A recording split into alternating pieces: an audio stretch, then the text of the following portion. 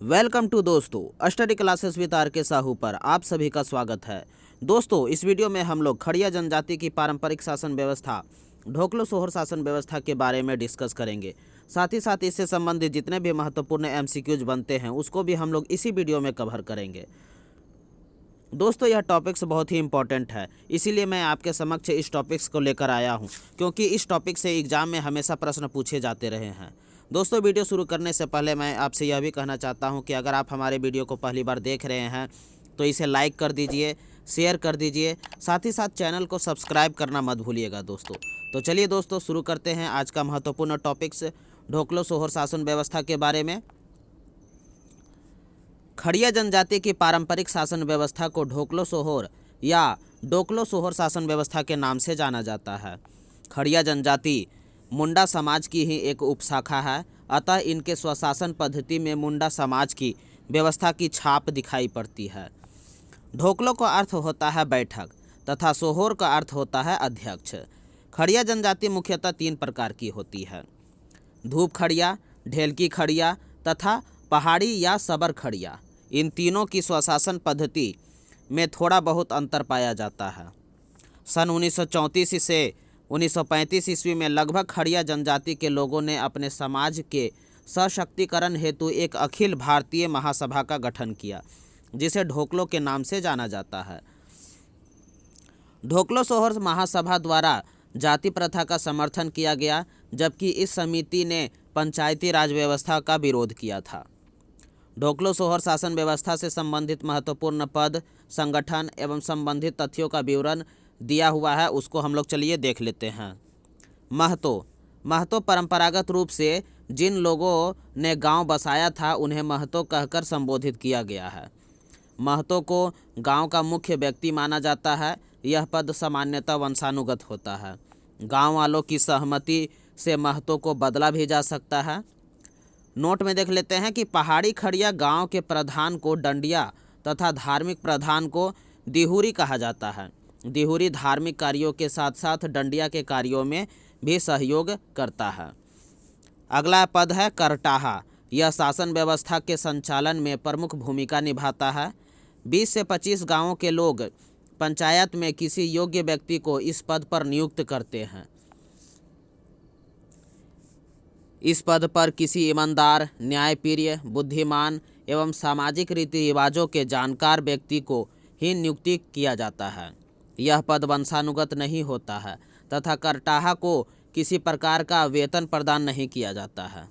यह गांव की शासन व्यवस्था को संचालित करता है तथा गांव के विवादों तथा अन्य समस्याओं का समाधान करता है। प्रत्येक गांव का करटाहा अपने गांव से संबंधित घटनाओं तथा समस्याओं की सूचना सोहर को देने का कार्य करता है। यह विभिन्न विवादों के फैसले से राजा को अवगत भी कराता है। यह पूजा पाठ द्वारा उन परिवारों के शुद्धिकरण, जिसे भात भितार के नाम से भी जाना जाता है, का कार्य भी करता है, जिन्हें अशुद्ध घोषित किया गया है। नियमों की अवहेलना करने पर इसे पद से हटाया भी जा सकता है। अगला पद है खूट। अंतर्ग्रामीण 2 या अधिक गांव से संबंधित विवादों के निपटारे हेतु सभी गोत्र के गांवों द्वारा मिलकर एक क्षेत्रीय प्रशासन तंत्र निर्मित किया जाता है, जिसे खूट कहा जाता है। खड़िया घाट। खूट अंतर्ग्रामीण पंचायत का अध्यक्ष किसी करटाहा को आपस में ही चुना जाता है तथा इस पद को खड़िया घाट कहा जाता है। ढोकलो। संपूर्ण खड़िया समाज की बैठक को ढोकलो के नाम से जाना जाता है। खड़िया जनजाति द्वारा वार्षिक रूप से ढोकलो का आयोजन किया जाता है, जिसमें सभी गांवों के प्रमुख प्रतिनिधि जैसे महतो, पाहन तथा करटाहा शामिल होते हैं। इस बैठक के आयोजन से संबंधित सभी तैयारियों की जिम्मेदारी करटाहा की होती है। प्रत्येक 3 वर्ष में ढोकलो सोहर संपूर्ण खड़िया समाज के राजा का चुनाव लोगों द्वारा इसी सभा के माध्यम से किया जाता है। अगला पद है ढोकलो सोहर। ढोकलो का सभापति संपूर्ण खड़िया समाज का राजा होता है, जिसे ढोकलो सोहर कहा जाता है। इसका चयन ढोकलो में लोगों द्वारा किया जाता है। बड़े मुकदमों का निर्णय राजा द्वारा स्वयं अपने मंत्रियों की सहायता से किया जाता है। लिखाकड़। यह राजा का सचिव या मंत्री होता है तथा राजा को सामाजिक, राजनीतिक व प्रशासनिक कार्यों में सहयोग प्रदान करता है। तिजौकड़, यह राजा का खजांची होता है तथा आय व्ययों का विवरण तैयार करता है। देवान, यह राजा का सलाहकार होता है तथा विभिन्न प्रशासकीय मामलों के संचालन में महत्वपूर्ण भूमिका निभाता है। पाहन या कालो, यह गांव का धार्मिक प्रधान होता है। इसे विभिन्न पर्व त्योहारों, कर्मा, फागु पूजा, शादी विवाह आदि के अवसर पर पूजा पाठ हेतु बुलाया जाता है। यह वंशानुगत पद है, लेकिन गांव वालों की सहमति से इसे भी हटाया जा सकता है। पाहन को गांव वालों की ओर से पहनई जमीन द्वारा प्रदान किया जाता है। अन्य तथ्य में है कि इस समाज में गांव के झगड़ों का निपटारा महतो, पाहन, करटाहा तथा अन्य बुजुर्गों द्वारा सामूहिक रूप से एकत्रित होकर किया जाता है। विवादों के निवारण संबंधी सभा में महतो की उपस्थिति अनिवार्य होती है। सर्वसम्मति से दंड आदि का निर्णय किया जाता है। इस समाज में यौन संबंधी अपराधी को मांझी परगना शासन व्यवस्था की सजा बिटलाहा की भांति ही समाज से बहिष्कृत कर दिया जाता है। तो दोस्तों, हम लोग ढोकलो सोहोर शासन व्यवस्था से संबंधित महत्वपूर्ण टॉपिक्स को अच्छी तरह से समझ लिए हैं। अब इससे संबंधित जितने भी महत्वपूर्ण एमसीक्यूज बनते हैं उसको भी हम लोग इसी वीडियो में कवर कर लेते हैं। तो आज का महत्वपूर्ण प्रश्न देख लेते हैं। प्रश्न को देखने से पहले मैं आपसे यह भी कहना चाहता हूं कि अगर आप हमारे चैनल को देख रहे हैं तो इसे लाइक कर दीजिए, शेयर कर दीजिए, साथ ही साथ चैनल को सब्सक्राइब करना मत भूलिएगा दोस्तों। तो शुरू करते हैं आज का महत्वपूर्ण प्रश्न ढोकलो सोहर शासन व्यवस्था से संबंधित। तो आज का पहला प्रश्न है, ढोकलो सोहर शासन व्यवस्था का संबंध किस जनजाति समुदाय से है? तो ऑप्शन है खड़िया, माल पहाड़िया, करमाली तथा कंवर। तो इसका सही जवाब होगा ए नंबर, खड़िया। ढोकलो सोहर शासन व्यवस्था का संबंध खड़िया जनजाति समुदाय से है। चलिए अगला प्रश्न देख लेते हैं। खड़िया जनजाति की शासन व्यवस्था इनमें से किस अन्य जनजाति से मिलती जुलती है? तो ऑप्शन देख लेते हैं उरांव, मुंडा, संथाल, खरवार। तो इसका सही जवाब होगा बी नंबर, मुंडा। खड़िया जनजाति की शासन व्यवस्था मुंडा जनजाति से मिलती जुलती है। अगला प्रश्न है, ढोकलो का शाब्दिक अर्थ क्या होता है? तो ऑप्शन है पंचायत, अध्यक्ष, बैठक और गांव। तो सही जवाब इसका होगा सी नंबर, बैठक होता है। सोहोर का शाब्दिक अर्थ क्या होता है? तो ऑप्शन है पंचायत, अध्यक्ष, बैठक और गांव। तो इसका सही जवाब होगा बी नंबर, अध्यक्ष होता है।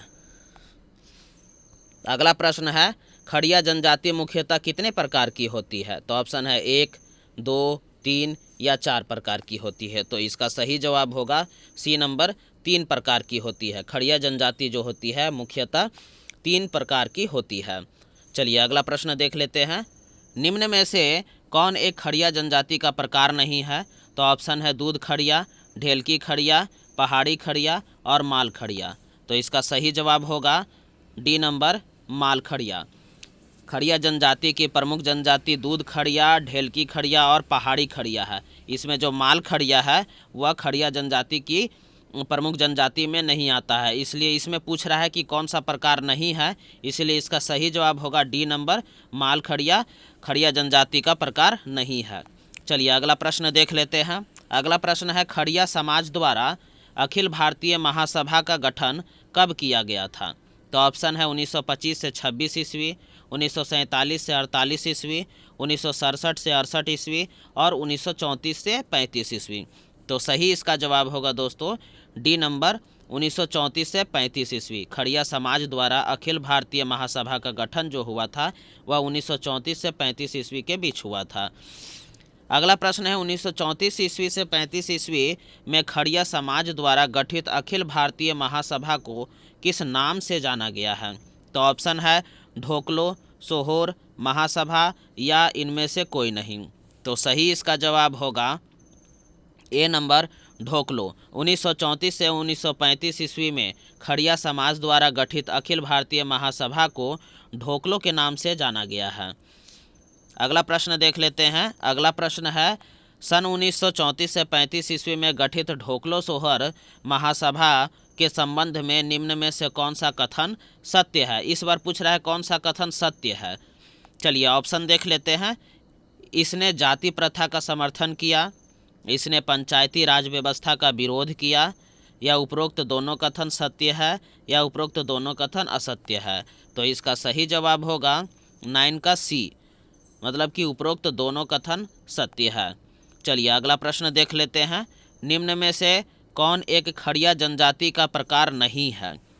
तो इसका सही जवाब होगा सी नंबर, टांगे खड़िया। ये टांगे खड़िया जो है वो खड़िया जनजाति का प्रकार नहीं है। इसमें खड़िया जनजाति का प्रकार दूध खड़िया है, सबर खड़िया है और ढेलकी खड़िया है। चलिए अगला प्रश्न देख लेते हैं। परंपरागत रूप से जिन लोगों ने खड़िया जनजाति का गांव बसाया था उन्हें क्या कहकर संबोधित किया गया है। तो ऑप्शन है करटाहा, पाहन, सोहोर और महतो। तो इसका सही जवाब होगा डी नंबर, महतो। परंपरागत रूप से जिन लोगों ने खड़िया जनजाति का गांव बसाया था उन्हें महतो कहकर संबोधित किया जाता था। चलिए अगला प्रश्न देख लेते हैं। खड़िया जनजाति में महतो के संबंध में निम्न में से कौन सा कथन सत्य नहीं है। तो इसका ऑप्शन है यह गांव का मुखिया होता है, यह पद वंशानुगत होता है, इसके गांव की सहमति से हटाया भी जा सकता है, यह शासन व्यवस्था के संचालन के साथ साथ धार्मिक कार्यों का भी संपादन करता है। तो सही जवाब होगा इसका डी नंबर, यह शासन व्यवस्था के संचालन में साथ साथ धार्मिक कार्यों का भी संपादन करता है। चलिए अगला प्रश्न देख लेते हैं।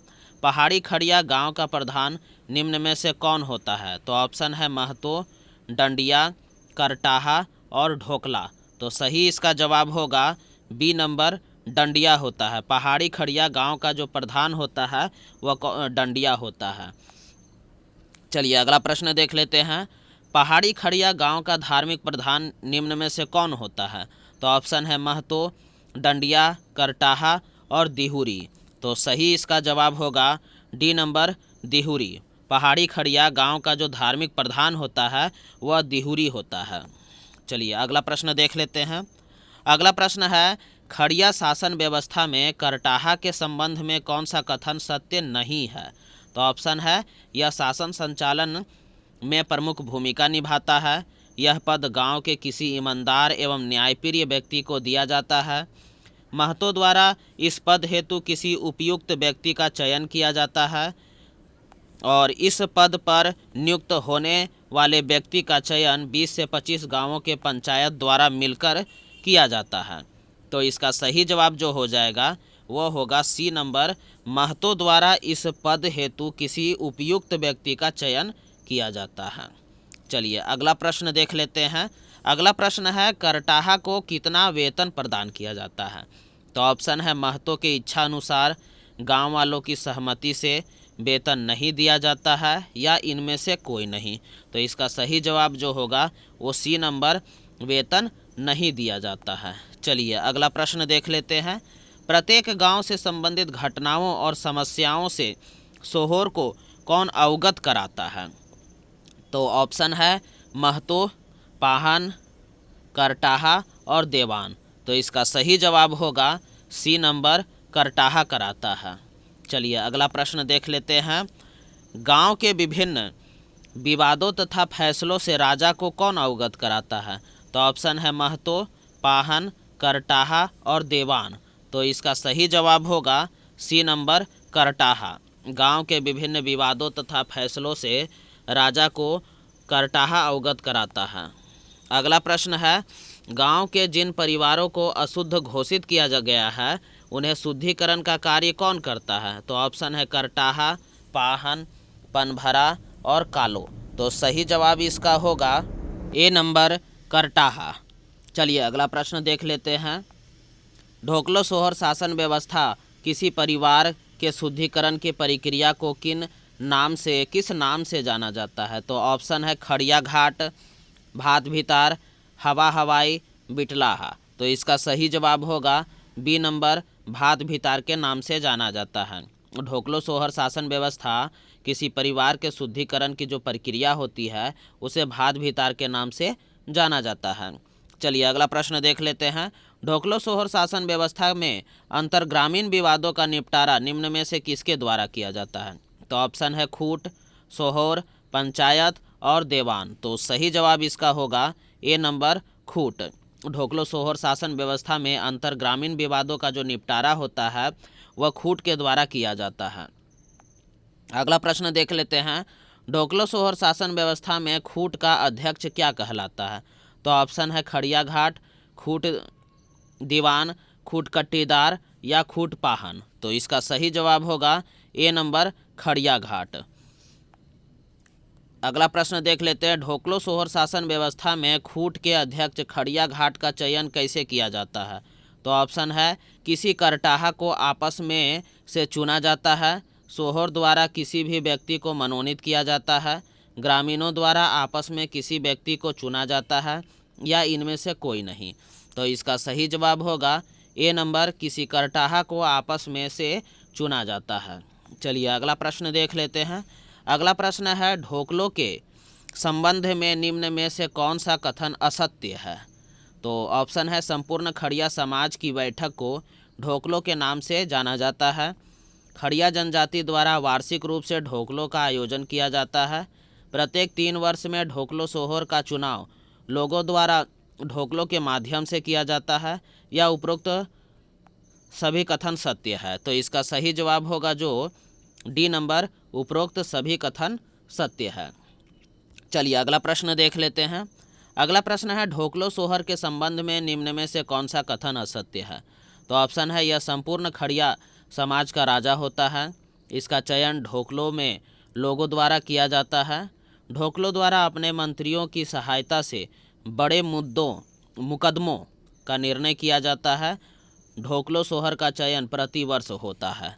तो सही इसका जवाब जो होगा वो डी नंबर होगा। ढोकलो सोहर का चयन जो होता है वो प्रतिवर्ष होता है। चलिए अगला प्रश्न देख लेते हैं। ढोकलो सोहर का मंत्री या सचिव निम्न में से कौन होता है? तो ऑप्शन है तिंजौकड़, लिखाकड़, देवान या कालो। तो इसका सही जवाब जो होगा वो बी नंबर लिखाकड़ होता है। ढोकलो सोहर का मंत्री या सचिव जो होता है वह लिखाकड़ होता है। चलिए अगला प्रश्न देख लेते हैं। ढोकलो सोहर शासन व्यवस्था में लिखाकड़ का क्या अर्थ होता है? तो ऑप्शन है राजस्व संबंधी सभी मामलों पर नियंत्रण रखना, राजा को सामाजिक, राजनीतिक तथा प्रशासनिक कार्यों में सहयोग देना, धार्मिक कार्यों का संपादन करना या उपरोक्त में से सभी। तो इसका सही जवाब होगा बी नंबर राजा को सामाजिक, राजनीतिक तथा प्रशासनिक कार्यों में सहयोग देना। चलिए अगला प्रश्न देख लेते हैं। ढोकलो सोहर शासन व्यवस्था में निम्न में से कौन राजा का खंजाची होता है? तो ऑप्शन कालो, लिखाकड़, तिंजौकड़ और देवान। तो इसका सही जवाब जो होगा सी नंबर तिंजौकड़ होता है। चलिए अगला प्रश्न देख लेते हैं। ढोकलो सोहर शासन व्यवस्था में निम्न में से कौन राजा का सलाहकार होता है? तो ऑप्शन है ए कालो, लिखाकड़, तिंजौकड़ और देवान होता है। तो इसका सही जवाब जो होगा डी नंबर देवान होता है। अगला प्रश्न देख लेते हैं। ढोकलो सोहर शासन व्यवस्था में गांव के धार्मिक प्रधान को क्या कहा जाता है? तो ऑप्शन है कालो या पाहन, लिखाकड़, तिंजौकड़ या देवान। तो इसका सही जो जवाब होगा वो ए नंबर होगा, कालो या पाहन होता है। ढोकलो सोहर शासन व्यवस्था में गांव के धार्मिक प्रधान को कालो या पाहन कहा जाता है। अगला प्रश्न देख लेते हैं। अगला प्रश्न है ढोकलो सोहर शासन व्यवस्था में पाहन का पद क्या होता है? तो वंशानुगत होता है या अनियमित होता है या गैर वंशानुगत होता है या इनमें से कोई नहीं होता है। तो इसका सही जवाब जो होगा ए नंबर वंशानुगत होता है। ढोकलो सोहर शासन व्यवस्था में जो पाहन का जो पद होता है वह वंशानुगत पद होता है। ढोकलो सोहर शासन व्यवस्था में पाहन को दी जाने वाली भूमि को क्या कहा जाता है? तो ऑप्शन है भूत खेता, आदि भूमि, पहनई भूमि या खूंट भूमि कहा जाता है। तो इसका सही जवाब जो होगा वो सी नंबर पहनई भूमि कहा जाता है। अगला प्रश्न देख लेते हैं। ढोकलो सोहर शासन व्यवस्था में यौन अपराधों का दोषी पाए जाने पर किसी प्रकार की सजा दी जाती है? तो ऑप्शन है गांव से बहिष्कृत कर दिया जाता है, आर्थिक दंड दिया जाता है, शारीरिक दंड दिया जाता है या उपरोक्त में से सभी। तो इसका सही जवाब होगा ए नंबर गांव से बहिष्कृत कर दिया जाता है। ढोकलो सोहर शासन व्यवस्था में यौन अपराधों का दोषी जो पाए जाने पर गांव से उसे बहिष्कृत कर दिया जाता है सज़ा के रूप में। तो दोस्तों इस वीडियो में बस इतना ही। अगर आपको हमारा वीडियो पसंद आ रहा है तो इसे लाइक करते जाइए, शेयर भी करते जाइए, साथ ही साथ चैनल को सब्सक्राइब करना मत भूलिएगा दोस्तों। धन्यवाद।